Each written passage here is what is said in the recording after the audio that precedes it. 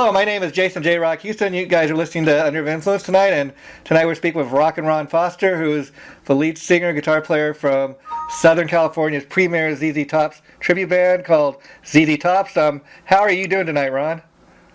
I'm doing really good. How about yourself? I'm doing great. Now, one of the reasons, obviously, I wanted to interview you is I was pretty impressed with the fact that you guys are the only ZZ Top tribute band out here that I'm even aware of. Are you surprised there's not more ZZ Top tribute bands out there? Yeah, I'm very surprised. I haven't seen anybody else play ZZ Top. Out of all the bands I've been playing with in the last 7 years with Nirvana, my Nirvana tribute band. And yes, there has been a big lack of ZZ Top, and that's one reason why I decided to start ZZ Top. Yeah, and I think obviously you guys got the, a lot of times with these tribute bands you got to have a little niche, and I think the fact, again, that you're the only ZZ Top tribute out there, or the first one, anyways, that we're aware of, you're kind of, you got it nailed on the market, so to speak, and if any other ZZ Top tributes come after you, you've kind of set the standard. Yep, we like to do that. and yeah. We're going to do a charity event here in September for a 5-year-old that's fighting bone cancer. Oh, wow. It's going to be a big bike ride, and it's a big charity event. There's going to be a Ted Nugent tribute band, a Alice Cooper tribute band, a Van Halen tribute band, and of course, you can't have a bike ride without a ZZ Top tribute band. And where's that? We're really looking forward to that event as well. And where's that event going to take place? Anywhere around here? That'll be in the Simi Valley at the lodge. Okay, wow, that sounds like a great event. Now, you were mentioning that you're also in a Nirvana tribute, so could you tell us about your Nirvana tribute? What's it called in that? It's called Nirvana, and we're on our 7th year. In fact, we've been together as long as Nirvana was together. Wow, so... And we just came back from Hawaii. We just did a show in Waikiki Beach. Uh-huh. That was a real fun show. We've been to Seattle several times, and we've played at all the House of Blues out here in California every year. So it's been a lot of fun. And we started Nirvana for the same reason. There was no Nirvana tribute bands out in the Western United States. Yeah, and there's a couple more now these days that I'm aware of. There's a guy interviewed called Smells Like Nirvana, I think, based out of Las Vegas. And there's, I think, one or two other Nirvana tributes out here in California. But again, you guys were one of the first, like you said. So I was curious, when you first got into doing the tribute thing, were you surprised to see how successful you could be doing a tribute band? Well, very. I started out doing Scorpions, and after doing Scorpions, that seemed like the thing to do.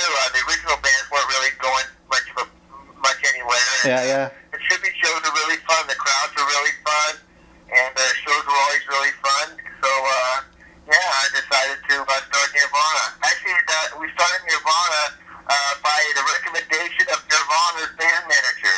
Wow. John Silva is Nirvana's band manager. He also does the Foo Fighters, Papa Roach. He's a he's big time in the music industry. Wow. I was skateboarding it with him at a skateboard park, and I asked him why there wasn't any Nirvana tribute bands out here. And he said, I don't know, you look like Kurt, why don't you dye your hair blonde, and why don't you go for it? Yeah, that's how Nirvana was born. I love Nirvana for the fact too that look at Dave Grohl. I mean, he started out as the drummer just sat in the back of the stage, and then when he started Foo Fighters, I mean, his talent just came to life. Who knew he could sing and write and play the guitar and do it all? So Nirvana has given us a lot of great music throughout the years, and so. Talk a little bit about your Scorpions band. Is that still going, or what was the name of the Scorpions tribute? I was curious. Scorpions tribute was Blackout. It only lasted for a couple years and kind of faded away, and made me want to start Nirvana. So that's one other reason why I started Nirvana, because the Scorpions tribute was kind of fading away. Wow. I like playing at the House of Blues. Like them playing in front of a sellout crowd. I like the energy of a tribute show and the audience singing all the songs and being into the show.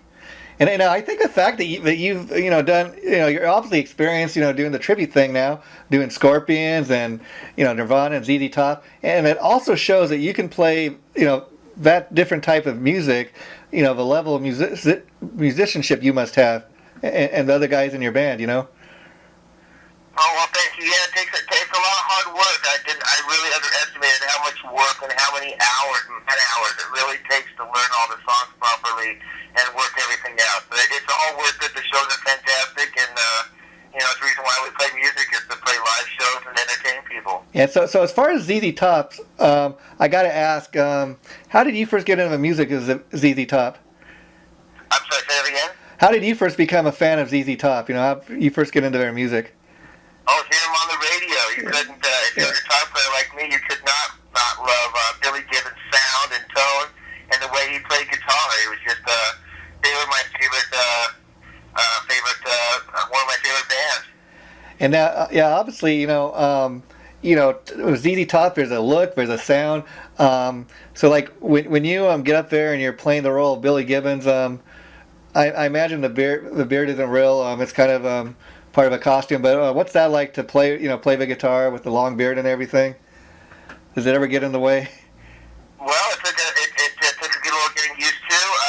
But you have to watch your jewelry. You have to watch the guitar and the strings. Yeah. But you kind of, once you have the beard the right size and shape, it's not too bad. And the outfit's really fun. It really helps you get into the character. People love it at shows. People constantly want to take pictures with you, and then people love it. So you can't help but just feed off of it. Yeah, and that's the thing I love about tribute bands. I mean, again, people might be curious, how did I get into interviewing tribute bands like yourself? I went to several tribute band shows, and the thing about it is I'm as big a fan of a tribute bands as anybody, because for the simple fact, it's more than like 4 or 5 guys up on stage in their jeans and t-shirts. I mean, like look at what you guys do. You actually look the part of Billy Gibbons. You go to the trouble of getting a beard like that, playing like him, dressing like him. I mean, how cool is that? To me, it's like rock and roll theater. It's more than just guys on the stage in their jeans and t-shirts. You guys are putting on a show, and that's what I love.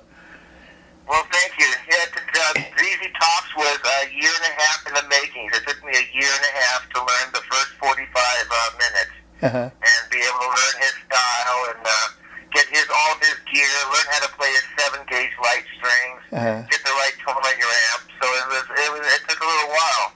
Nirvana was the same thing. Nirvana took several months to put the whole package together. And again, now Nirvana and ZZ Top are totally different types of bands. But at the same time, they're both trios. The frontman plays guitar and sings. So how much of a Nirvana thing helped you with ZZ Topz in the sense that you're the main focal guy in both bands? You're doing the singing and all the guitar playing. You don't have a rhythm guitar player in either band. So how much did that help you in preparation for ZZ Topz? Well, quite a bit, because I've done hundreds of shows in the last 7 years. And that really playing the role of Kurt Cobain is actually much more difficult and much harder than the ZZ Top role. I actually have, I don't know if you want to say more fun, but I can have more fun playing the ZZ Top role. The Nirvana Kurt Cobain role is just more work. It takes a lot out of me.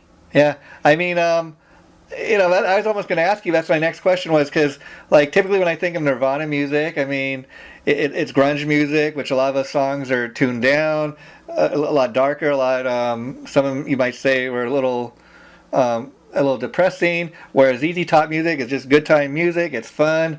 You can get the crowd going, a lot easier. But again, they're two totally different things. Yes, it's been really fun. Yeah. And so you guys, as ZZ Topz, you played your first show, I believe, a couple of weeks ago at the PCH Club down in Long Beach, which is a great little club. How did that? I didn't get a chance to make it down there like I wanted to, but how did the show go for you guys? That was great. We've had 4 shows in the last 5 weeks. Oh, great. We just played last Saturday at Paladino's. That was our second show there in 3 weeks. Well, see, you guys are getting... It was quite a good time. Had a whole crowd yelling and screaming and singing LaGrange.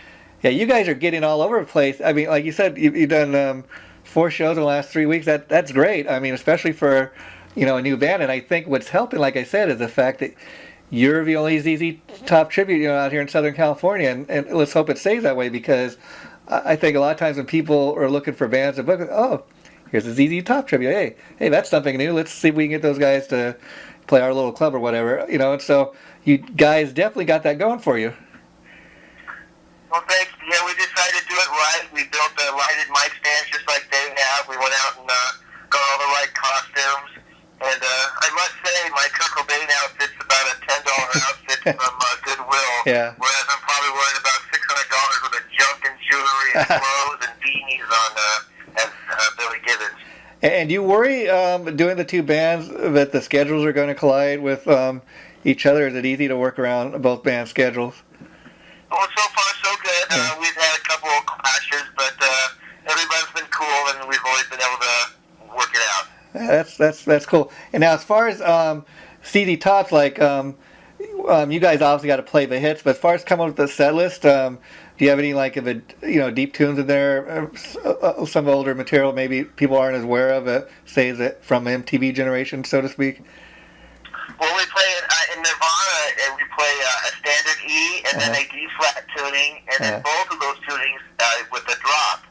So there's actually 4 different tunings in a Nirvana set, and in the ZZ Top set, it's standard E, and then we play open G guitar on a couple songs, where we have a lot of slide guitar.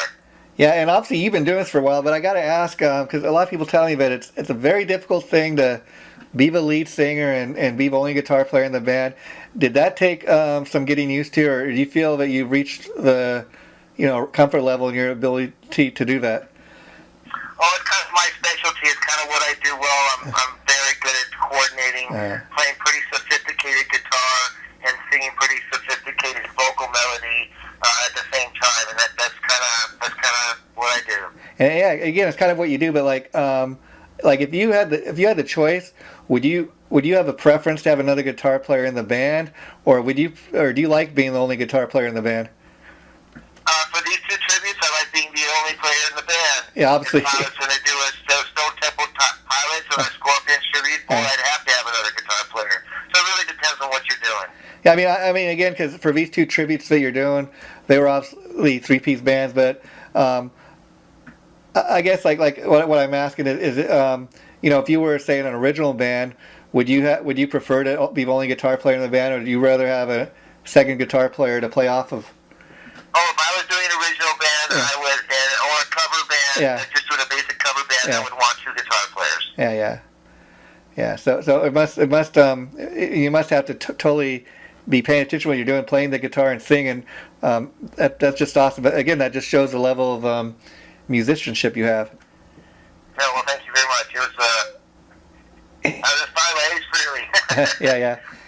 And so, when you guys played, for example, the show at the PCH Club, what was the response like you got? I mean, people just loving the ZZ Top music? Yes, people, as soon as I walked outside, people asked me for my autograph, and the first thing they said is, I just love ZZ Top music loud. You never get to hear enough ZZ Top loud. Because again, ZZ Top is one of those... I walk back in the bar, and everyone's cheering and yelling and screaming LaGrange. So, people have a good time at our shows. We play the live version of all the songs. Wow. So it's a 7-minute version of LaGrange, it's a 5-minute version of Tush, and so it's a fun time. Yeah, I mean, because ZZ Topz is one of those bands where everybody's pretty much, could name 1 or 2 ZZ Top songs. You've heard ZZ Top at one time or another on the radio, on MTV, but again, they don't necessarily get the recognition they deserve for being around all these years.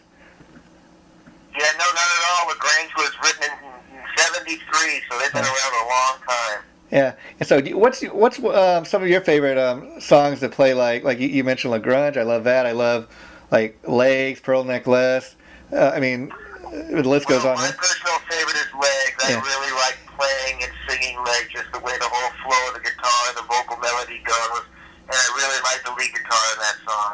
But really behind it, Grange is pretty close as well. Grange is really, really a fun song. It's got a great groove. It's got a lot of cool guitar in it, and it's just got a high energy for a live show. And do you have a favorite album that the guys do? No, not since Eliminator, maybe. Yeah. I have to pick one, but it's tough to say. I like all generations of ZZ all years. Yeah, because I mean, I don't think a lot of people realize. A lot of people may think that ZZ Top is just like an '80s band, but people fail to realize they go back to the early '70s.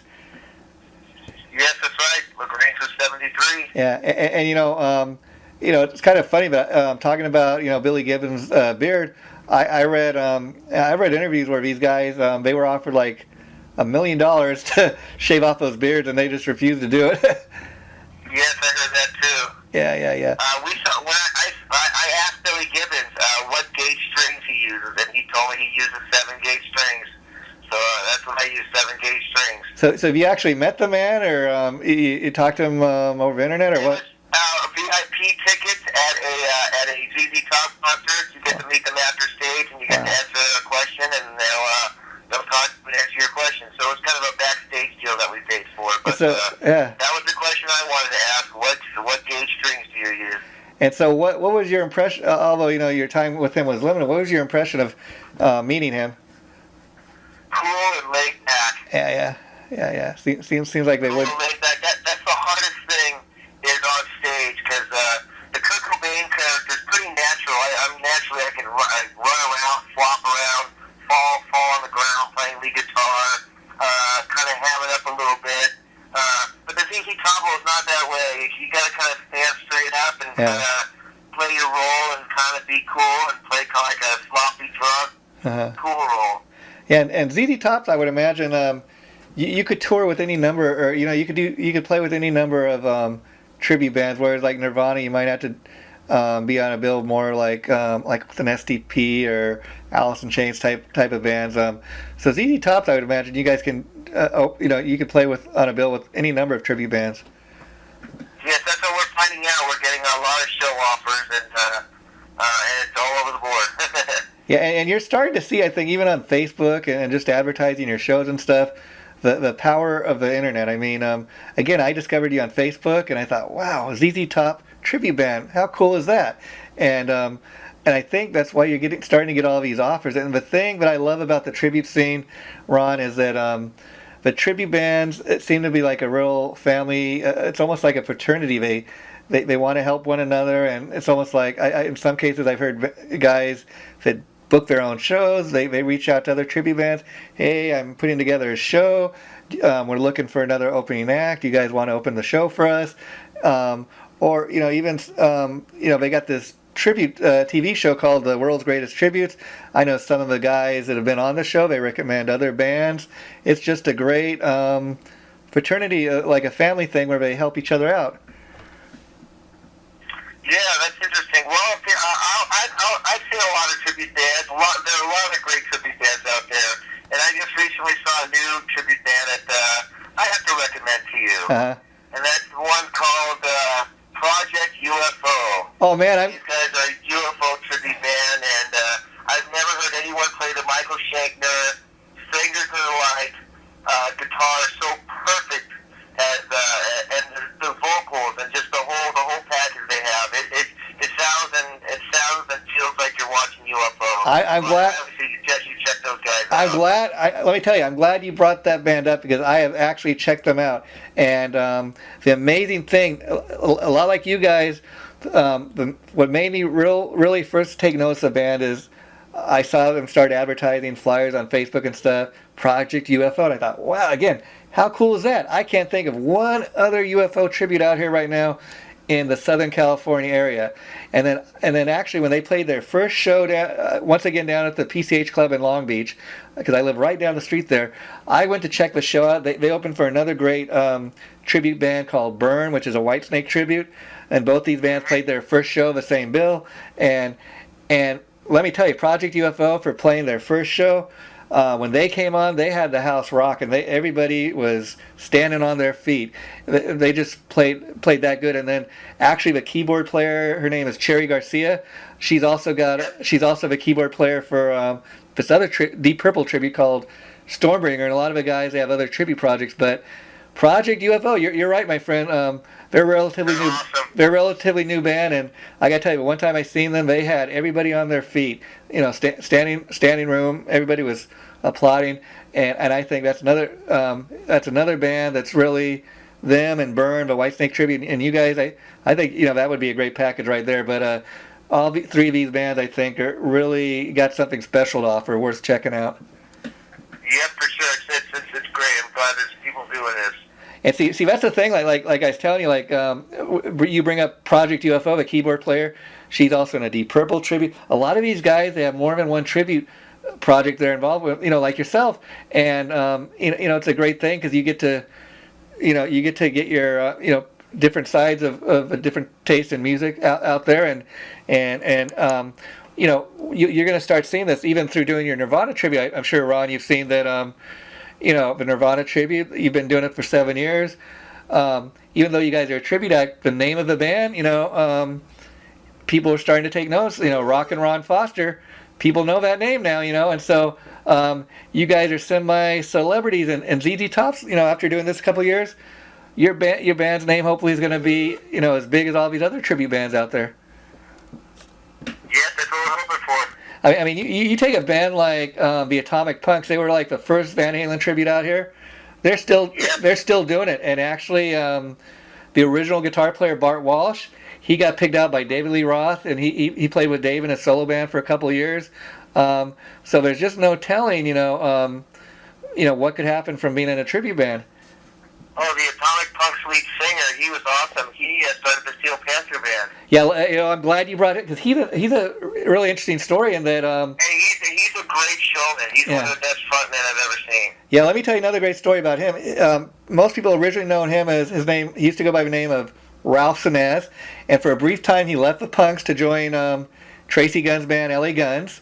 But he left LA Guns to go back to the Punks because he was making a lot more money, a lot more successful, doing the David Lee Roth thing, and that's, like you said, that's how he created Steel Panther. Now, Steel Panther's original music, but they kind of dressed up like an '80s band. It's kind of a tribute to that, and he's laughing all the way to the bank. That's right. No, that's cool. I like that they decided they found something new and went with it. Yeah. Now he goes by the name of Michael Starr, but again, he's found a way to make it work for him, and you got to just love that. Yeah. And so now I was curious, have you seen this TV show we're talking about, the world's greatest tribute bands? What do you think of the show, and would you ever try to get on it? Yeah, I turned in on Nirvana for next year. Hopefully they chose us. But there's like you said, the Smells Like Nirvana tribute band. They're really good as well. Yeah. When we started Nirvana, there was nobody doing Nirvana, so we were really the only ones in the Western United States. And, that was great for us. We got all the big shows, and we did a lot of traveling. Got to see a lot of places. And but it's nice to see there's somebody else out there now, and I highly respect the Smells Like Nirvana tribute band out of Las Vegas. They're good stuff. And so let me ask you, like, as far as other guys in your band, are these guys you played with, or are they involved with any of other tribute bands you're in, or how did you find the guys that are in ZZ Topz? Well, the guys in Nirvana I've been playing with for 15 years. Wow. The original bands, and then we started the Nirvana. And the ZZ Top guys, it's my best friend Kent playing the role of Rusty Piddle, and we've always wanted to do a band together, and he just kind of fit the role. So I asked him if he wanted to do this, and he hopped on board, and we found Tony the drummer, and that's kind of how it all happened. And so let me going back in time when you first started doing the tribute thing, like you said, you'd done, like a lot of people, original music before that. When you first started, like, doing the Scorpions tribute and that was your first tribute project, were you surprised to see that how much easier it was doing that as opposed to trying to get a hit single or anything with your original project? Well, absolutely. I became a guitar player in a punk band called Overkill. They had kind of reunited, and I got to become the guitar player of that band since the original guitar player didn't play. But I went from that to an ad in Craigslist for Scorpions rhythm guitar player, and lo and behold, my first show was like at the House of Blues. Wow! So like 1,000 people, and like, hey, what am I doing with these original bands? Yeah. Playing tribute bands, and that was it. Because the interesting thing, some of these guys I've talked to that like they still have an urge to kind of get their own original music out there, and doing the tribute thing is a great way to still do that. I mean, I know this guy Colby Vale, the lead singer from this Guns N' Roses tribute called Hollywood Rose, and he for a brief time he was the lead singer in Steven Adler's band. You know, of course, the original drummer from Guns N' Roses. He had his own band, Dope Snake. He got put out a CD, had a movie out, but he did this all from being known from a tribute band. Kind of got all this stuff out, you know, kind of after the fact. Yeah, wow. Yeah, so like you've become quite successful doing this tribute thing, but do you still have any desire to put out any original music, or are you having fun doing this? None. When I first met my wife, we followed a couple original bands around Los Angeles. Uh-huh. One of them was called Bottom 12. The other was called The Uninvited. Uh-huh. And these guys were the best musicians, best original songs, most creative people I had ever met. And they couldn't make it. And I couldn't write music as good as these bands. And once I kind of learned a lesson from that, I'm like, wow, you can be really, really good and have something really, really special, and still no one might notice you. They had hundreds of people at every one of their shows, but never landed any kind of record deal or made any money, and they all faded. And see, that killed my desire to want to be an original musician. Yeah, and the great thing about doing a band like ZZ Topz is you're filling a need, you're filling a desire. I mean, like how many people are ZZ Top fans to begin with, you know? And ZZ Top, even though they still tour, you know, every couple of years, they don't tour as much as they used to. So when they're not touring, you know, you guys are maybe the next best thing. And when people come to see ZZ Topz, you know, there's kind of a expectation of what they're going to get or the songs they're going to hear in the set list. So, you know, you got that going for yourself too. Yep, everyone knows the ZZ Topz. A lot of people know the Nirvana songs too. Oh yeah. People. Yeah. I mean, Nirvana's just as popular as you know, ZZ Top. They're not maybe, you know, as old, but they're just as popular. Either one's just as popular. I guess we're focusing on ZZ Top because that's what I kind of you know, scheduled you to talk about. But I love hearing that you do Nirvana too, because, you know, again, it's just the other end of the spectrum. They're totally different types of bands, but people love both bands, so you know you're filling a need. Yes, it's great. And especially with the Nirvana. I mean, unfortunately, Nirvana is never going to be another Nirvana show for the simple fact that Kurt Cobain is no more. But the fact that you guys are out there paying tribute to him and you're keeping the legacy alive by playing the music, that's what it's all about. You know, to me, that's the ultimate tribute right there. Absolutely. That's one thing that really pumps me up and keeps me going is when fans come up to me after a show and girls just hug you and say, thank you for doing this and let me see what Nirvana was like playing live. I never got to see Nirvana. Thank you for doing this. And that kind of warms your heart. Yeah, so you know, let me ask you on that, being a Kurt Cobain fan, obviously, I was curious, do you remember what you were doing, or, you know, when you first heard the news that Kurt Cobain had killed himself?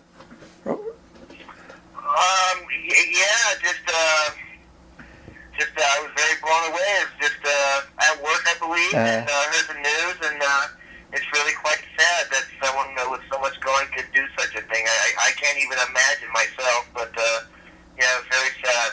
And it makes you wonder that a guy that had that kind of success, you know, had that much going for him, but you know, he was just still so depressed. I mean, you know, it's like that people think money will buy you happiness, but that's perfect case right there. But you know, not necessarily. Yeah, no, he had picked everything he wanted. Yeah, but I guess we could say he's one guy that'll never be forgotten. I mean, people still, you know, to this day talk about, you know, what a super great musician he was and songwriter. Yes, he was a great songwriter, wrote great songs, and he's very talented. I mean, the guitar lines he plays with the vocals, melodies he does, it's very difficult to replicate. And I was curious, like, as far as the Nirvana tribute, have you guys ever attempted, or would you ever attempt to try to do like a unplugged set? Oh, absolutely, yeah, we're ready for that if we if anyone ever wanted that. Okay. We're ready to go with an unplugged set. And so ZZ Top, again, it's fair. You guys are relatively new. You're just getting out there and played your first 4 shows, and more to come, obviously. But what have you enjoyed the most about doing this? Because again, being that you're such a ZZ Top fan, it's got to be just so much fun to get up there and play these songs. Oh, absolutely too. There's a little backstory backstory to it. I had a surfing accident a year and a half ago. Okay. And had 2 strokes. Wow. Getting out in the water.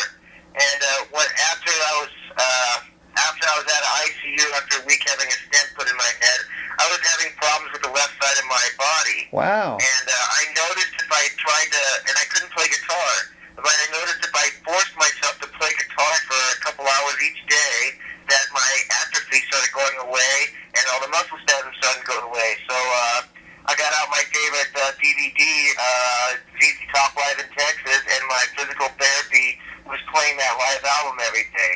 And wow. That's how I played 2 hours every day to keep my left arm from having any effects of the stroke. Now I'm completely recovered, but that's really what got me playing all the ZZ Top. Wow. The backstory. Wow, really? That is totally amazing. Now, let me ask, if you don't mind changing the topic for a minute on the stroke. When you suffered your stroke, did it affect your talking, or was it just purely your muscle stuff? It was equilibrium. I couldn't tell what was up or down if the whole world was spinning. And I actually went home. Went to the hospital, and they misdiagnosed me with vertigo. Thought I just had vertigo. Wow. And then I had another stroke that night. Had to go back to the hospital, and that's when they figured out that I severed one of the arteries in the back of my head, and I needed a stent to be installed in the other one to get more blood flow to my head. Wow. Well, again, my friend, I got to tip my hat to you, because I had no idea about any of this for talking to you tonight, and just knowing what you've told me. It's really an inspirational story. I mean, a lot of times people suffer things like that, and they just don't come back from it. So, I was curious, in your therapy and all this, and you're trying to recover and all. Like you said, you're listening to the ZZ Top DVD. That's kind of what got you started playing the ZZ Top music. But would you try to play other types of music, and you just couldn't do it, or was there something about the ZZ Top music that really? No, because Nirvana wasn't doing it. It was the heavy gauge string. I couldn't play with the heavy gauge strings really well at the time, and it wasn't enough moving all my fingers. I kind of had to try to move my fingers, and I started playing a couple of ZZ Top songs, and it just seemed like the flow of the music and trying to play the leads. Because I'd already been working on it before. I'd already kind of, been trying to learn some ZZ Top songs just for the heck of it. Wow. But, that's totally. It seemed to be the right music for physical therapy to keep my arm loose and not let the muscle atrophy take charge. Now, again, I have no idea. For the fact that I'm not a guitar player, but so I got to ask you this. Like in listening to it, like I would think the Nirvana music would be a lot more complicated to play, whereas ZZ Top music, most of it is like simple 2-3 chord patterns. Would you say that's the case? Well, no, the Nirvana guitar is a lot more easier. I pretty much can almost play it without even thinking. All my efforts in a live show goes into singing and belting out that voice. Wow. Guitar playing is almost automatic. Wow. The ZZ Top, you really got to feel it, and you really got to groove it, and you really got to feel the music. So it's a lot more close your eyes and really groove it more than just. I groove the guitar, and in Nirvana, I almost groove the vocal line. And would you say that's kind of what helped you in your therapy? Because the simple fact that, like you said, with the ZZ Top music, there's a lot more thinking to what you do. You got to really concentrate and focus. But that's really what did it for you? Absolutely. Nirvana wasn't doing it, so that's why I started playing ZZ Top. But the complexity of the ZZ Top kept my hand moving, and it seemed to fight the muscle atrophy really well. And so you're obviously still doing the Nirvana thing. So at what point did you feel comfortable in your ability to play that Nirvana stuff again? At what point was that? Did it take a long time to come back? We canceled all our shows for about 60 days. After about 60 days, I was okay, and I was able to perform. It took me about 6 months to completely recover. Wow, that's totally amazing. Again, I had no idea about any of this until you just, disclosed this during the interview, and it just totally amazed me, because it makes you really think that, they say music is the universal language, music is the greatest therapy, and I think your story just proves that. Absolutely. It's the reason why the stroke didn't take hold of my left side of my body. I stayed ahead of it by playing guitar 2 hours every day and not letting the muscle take over. Wow, and then it just kind of went away. Wow, my friend, that is dedication, and I got to commend you, because I think that is the ultimate reason for you to be paying tribute to ZZ Top. I mean, that's just a great story right there. Absolutely. me, and now I want to get the word out how great they are. Yeah. Wow. Wow.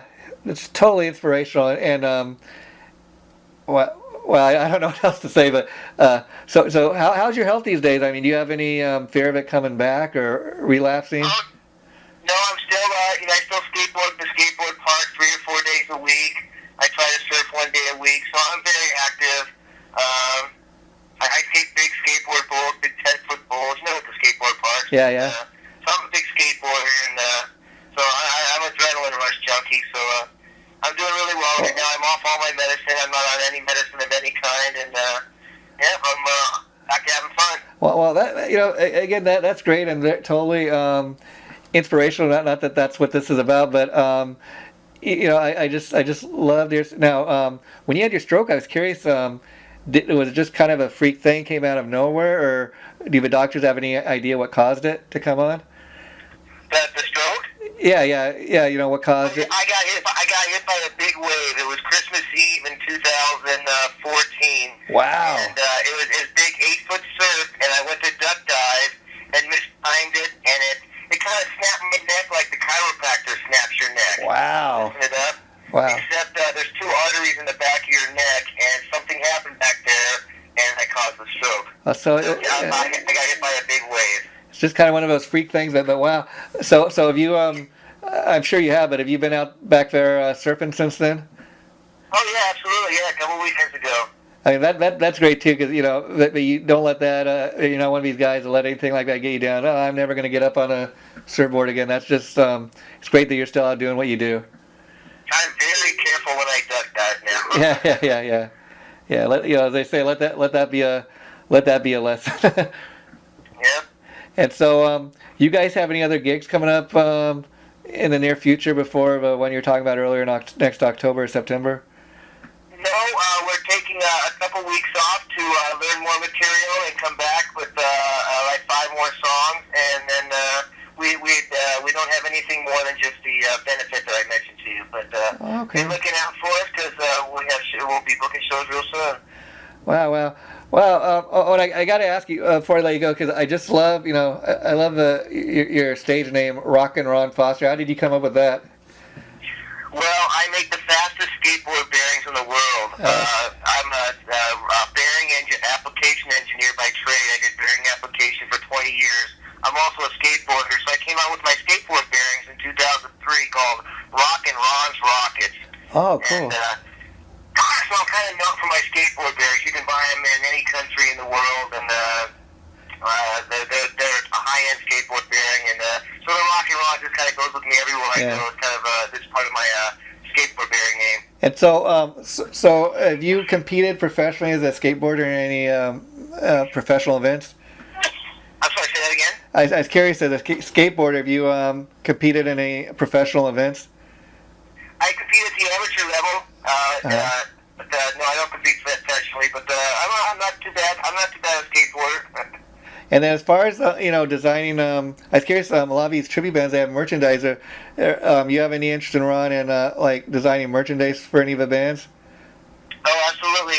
Nirvana's on their 3rd shirt. We're having a 3rd shirt this time with a cartoon character. So an artist drew a cartoon character of all the band members and one of the entire band live. So we're going to make sure it's as us as cartoon characters.